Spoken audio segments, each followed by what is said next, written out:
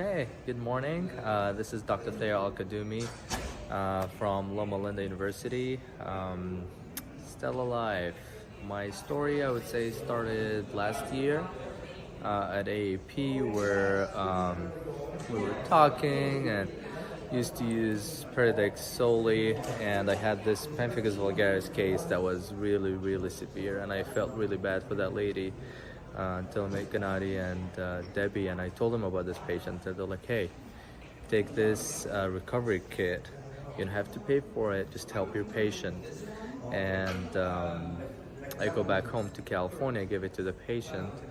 In a week, her life completely changed, from not being able to eat, a lot of pain when she brushes, and a lot of bleeding, to starting to eat pepper and salt, and she's very comfortable. So I called Debbie. She immediately sent me 5 or 6 more recovery kits. She's like, give more to your patient, help her.